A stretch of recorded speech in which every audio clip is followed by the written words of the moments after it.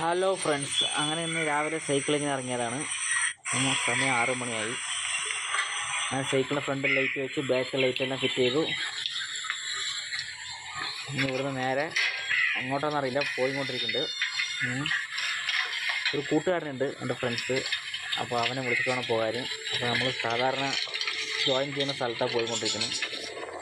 എൻ്റെ വീട്ടിൽ നിന്ന് 2 കിലോമീറ്റർ പോകണം. അപ്പോൾ 2 കിലോമീറ്റർ ഷൂട്ടിൽ നടത്താൻ പോയിക്കൊണ്ടേ ഇരിക്കുകയാണ്. ഇതാണ് കാലിക്കറ്റ് ബൈപ്പാസ്. ഇവിടുന്ന് നേരെ പോയ കോയമ്പത്തൂർ, ലെഫ്റ്റ് കട്ട് ചെയ്ത മലമ്പുഴ. അവിടെ പോയിക്കൊണ്ടിരിക്കുന്നത്. കാലത്ത് 6 മണി ആയതുകൊണ്ട് ഇത്രയും തിരക്കൊന്നുമില്ല.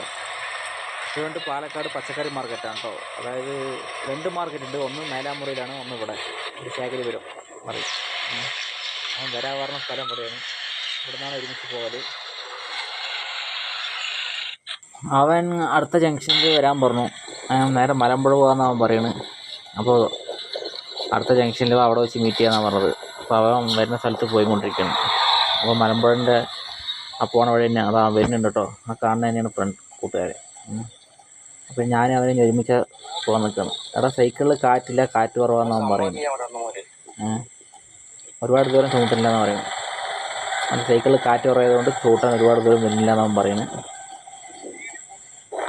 ഭയങ്കര സ്പീഡിലാണ് പോയിക്കൊണ്ടിരിക്കുന്നത്. ഇപ്പോൾ രണ്ടുപേരും നല്ല സ്പീഡിലാണ്. ഇവിടെ നേരെ പോയ മലമ്പുഴയാണ്.